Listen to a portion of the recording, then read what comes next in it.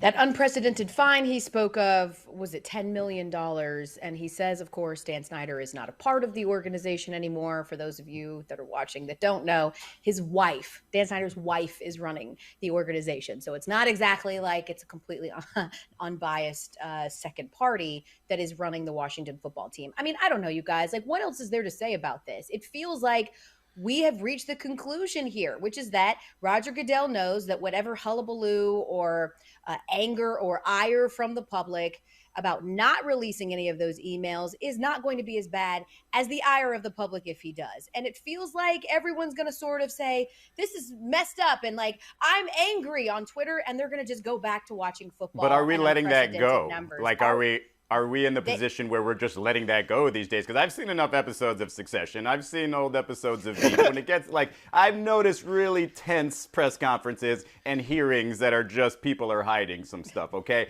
And if they're basically like if there are things that are released in these, it's the worst possible. You're right, Elle. It's the worst possible situation for these owners, for a lot of the personnel of the teams, and you know if we see that John Gruden was flippant enough or free enough to say these things, like who knows what other people are saying in these emails, and it's the type of stuff that we've been hiding in sports, in this country, whatever, for the longest of time. So I don't think we're just going to be okay with, yeah, we trust you, we're going to let that stuff go. Like I think things need to be seen. And if anybody believes that Roger Goodell isn't hiding stuff or the NFL isn't hiding stuff for protected stuff, they're being naive. So, yeah, I don't know what more there else is to say, El, other than, yeah, eventually people are going to clamor for this enough where we're probably going to see more.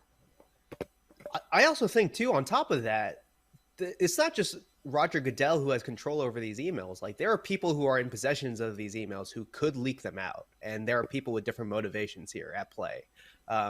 Clearly, there's been leaks over the course of the last couple of weeks, whether it's John Gruden or stuff with the Washington football team, where the source hasn't necessarily been the NFL, and so I think Roger Goodell is probably nervous about the fact that like he's not in complete control of the situation. I think we're seeing an investigation where there's a lot of different layers here. There's a lot of people who probably have possession of these emails.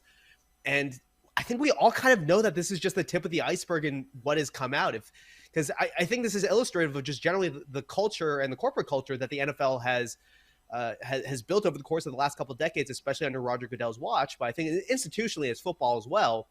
And so just given the changing cultural landscape that we're in as a country right now in sports, even beyond sports, like there's a lot of reckonings happening right now across the country, whether you look at Facebook or the tech industry, you look at what's happening in politics as well. Like this is not something that's just unique to sports. And so I think Roger Goodell is nervous that like, there's people beyond just his purview and people in kind of the direct counsel of the NFL who have possessions of these emails who might have other motivations that are not in the best interest of protecting the shield. It's the longest you've ever had to wait for an interjection there. Producer interjection, Charlie. It's all good. This actually strengthens your point, June. But Mark Davis actually just came out and said he thinks that the NFL should provide a written report about all of the Washington football team emails. And I find that significant because he is breaking ranks with the rest of the owners, which shows there might be more discontent with how this investigation was wrapped up than we previously thought.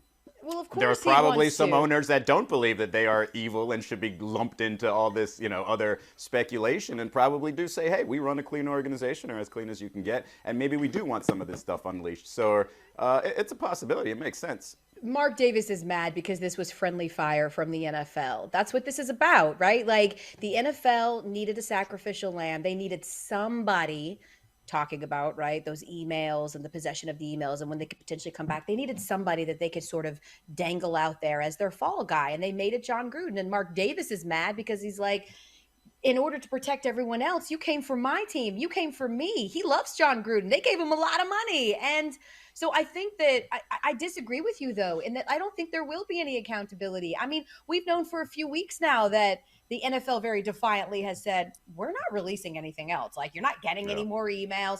The investigation's over. We've done what we did.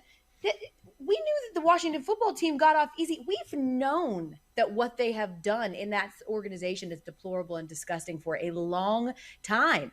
Did it affect the ratings at all that we knew this months ago, and that he was fined an unprecedented amount and that they had to take the game from him, take the team? No one cares. Like, they don't care, is he? And maybe they care on Twitter. Maybe we have a lot of like social activists, social justice activists that are literally just on social networking. But I think that the NFL has figured out very quickly, like, we can take some of this. Like, we can take these bullets because they're essentially rubber. If it's not going to affect the bottom line, we really don't care about what those on Twitter say. And I think that's what we're experiencing. There and that's are why more we're not going to see fans accountability. that would rather it go away. I think you're right. And I think the NFL, I think it's not even about the fans that want it to go away. I think there are just more fans that just frankly don't care.